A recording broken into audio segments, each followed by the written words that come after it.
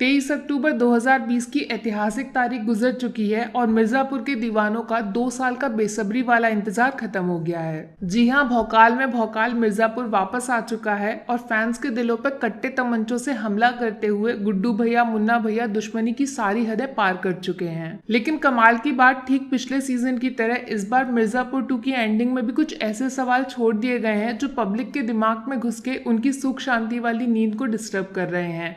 लेकिन घबराइए मत, अभी हम जिंदा हैं। हाजिर हूँ आपके लिए लेकर एक स्पेशल वीडियो जिसमें मिर्जापुर 2 की एंडिंग से जुड़े हुए 6 सबसे बड़े सवालों के जवाब आपके सामने रखूंगी। अगर इसके अलावा भी आपके मन में कोई दूसरा क्वेश्चन रह गया हो तो कमेंट कर देना, मैं या फिर कोई और आपकी पहेली जरूर सुलझा देगा। आखिर इंसान ही इंसान के काम आता है ना। पहला सवाल जुड़ा हुआ है किंग ऑफ मिर्जापुर यानी कालीन भैया के साथ। लास्ट एपिसोड के एंड सीन में दिखाया गया था कि गुड्डू भैया के ताबड़तोड़ हमले में मुन्ना त्रिपाठी तो दिल पे गोली खा के शहीद हो गए थे, लेकिन कालीन भैया को शरद शुक्ला ने अपनी गाड़ी में डाल के जीवन दान दिया था। सवाल है क्यों? शरद तो खुद त्रिपाठियों के दुश्मन है, तो फिर ये मेहरबानी किस लिए? जवाब है एक पुरानी कहावत, दुश्मन का दुश्मन आपका दोस्त होता है। हिंदी की वर्णमाला सिखाने वाले पिता रतिशंकर को बीच चौराहे पे निपटाने वाले गुड्डू पंडित शरद के सबसे बड़े दुश्मन हैं। कालीन भैया की दुश्मनी शरद से नहीं रतिशंकर से थी। पिता गए, वो दुश्मनी भी चली गई। अब शरद मुन्ना की जगह लेना चाहते हैं और कालीन भैया उनके लिए वही काम करेंगे जो डिस्कवरी के लवर बाबूजी किया करते थे।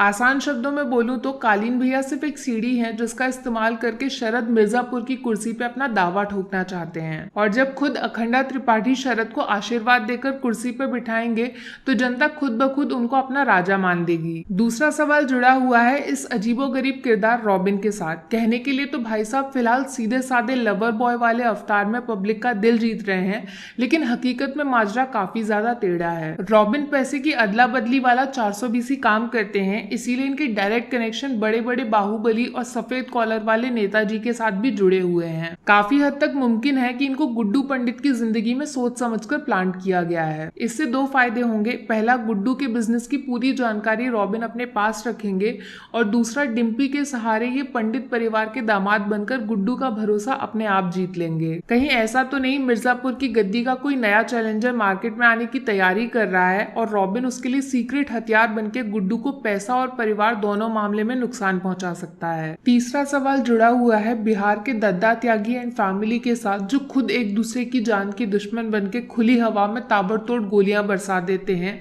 जिसमें मामा के साथ साथ एक त्यागी पुत्र की भी मृत्यु हो जाती है। लेकिन मरा कौन? सीधे साधे बड़कू भैया या फिर लवर बॉय छोटू त्यागी? जवाब हाथ की उंगलियों में घूमने वाली अंगूठी ने साफ कर दिया है। छोटे त्यागी जिंदा तो बच गए हैं, लेकिन उन्होंने पहचान बड़े वाले की ओढ़ ली है। इससे 2 फायदे होंगे। पहला, दद्दा त्यागी का भरोसा और प्यार दोनों मिलेंगे, जो छोटे भाई वाले केस में नफरत और गुस्से में बदल गए थे। दूसरा फायदा ये कि गोलू मोहतरमा की बेवफाई का बदला प्यार से नहीं बल्कि गोलियों से देना आसान हो जाएगा। अरे भाई, मोहब्बत का धोखा जिंदगी की सबसे बड़ी सीख होती है, जो छोटे त्यागी की किस्मत बदलने वाली है। चौथा सवाल जुड़ा हुआ है त्रिपाठी खानदान के सबसे वफादार मकबूल मियाँ के साथ, जिन्होंने 2nd सीजन में अपने परिवार के 2 सदस्यों को खोके सबसे बड़ा धोखा खाया है। बाबूजी को निपटा के मकबूल अपना बदला काफी हद तक पूरा कर चुके हैं, लेकिन अब आगे क्या? त्रिपाठी परिवार की गुलामी से अब वो आजाद हैं, तो फिर नई जोड़ी अब किसके साथ बनेगी? काफी हद तक चांसेस हैं कि गुड्डू पंडित और मकबूल मियाँ एक खतरनाक पार्टनरशिप को अंजाम दे सकते हैं। गुड्डू के वफादार बाबर तो दुनिया से जा चुके हैं और अब उनको किसी ऐसे शक्तिशाली योद्धा की जरूरत है जो उनके सामने सीना तान के गोली खाने को तैयार हो जाए। मकबूल डेयरिंग एंड वफादारी दोनों मामलों में किसी चैंपियन से कम नहीं है। 5वां सवाल जुड़ा हुआ है सीजन 2 की सबसे बड़ी तीरंदाज गोलू मोहतरमा के साथ, जिन्होंने सीजन 1 के मुकाबले इस बार गिरगिट की तरह रंग बदलकर मिर्जापुर में भौकाल का तांडव मचा दिया है। लेकिन ये नई पहचान गोलू की कहानी को काफी टेढ़ा मेढ़ा बना सकती है। दरअसल गोलू अपनी बहन स्वीटी को खोने का बदला तो ले चुकी हैं, लेकिन पिताजी को दिया हुआ वादा मिर्जापुर पे राज करना है, इस रास्ते में सबसे बड़ा रोड़ा खुद गुड्डू भैया बनने वाले हैं। इस बात में कोई शक नहीं है कि गोलू मुन्ना त्रिपाठी के सीने में गोली उतारने का इंतजार पलके बिछा के कर रही थी,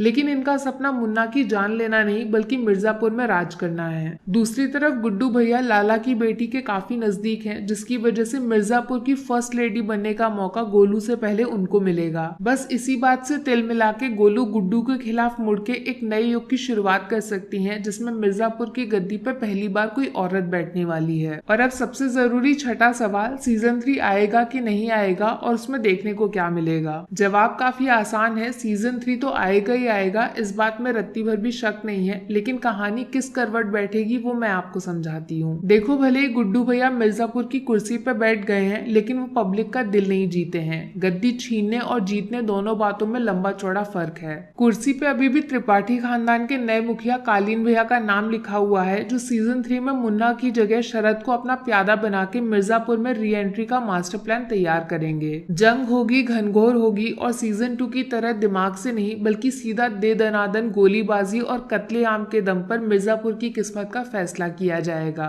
सीजन 3 में सबसे बड़ा सरप्राइज विजय वर्मा लाने वाले हैं, जो बिहार और मिर्जापुर की दुश्मनी को नई ऊंचाइयों पे लेके जाएंगे। बीना मैडम को भी भूलिएगा मत, इनके सुपुत्र दुनिया में एंट्री ले चुके हैं और भविष्य में मिर्जापुर की गद्दी पर बैठने का वादा इनको माताजी ने गिफ्ट में दिया है। गुड्डू भैया एक लड़ाई बाहर मैदान में लड़ेंगे तो दूसरी इनके पीठ के पीछे दुश्मन दिमाग से भी लड़नी पड़ेगी, जिसमें परिवार इनकी सबसे बड़ी कमजोरी बन सकता है। बेचारे झोपड़ी वाले चचा तो स्वर्ग सिधार चुके हैं, अब उनकी जगह कौन लेता है वो देखना काफी इंटरेस्टिंग होगा। और मुन्ना भैया की कमी कितनी खलती है, इस सवाल का जवाब तो जनता जनार्दन ही देगी।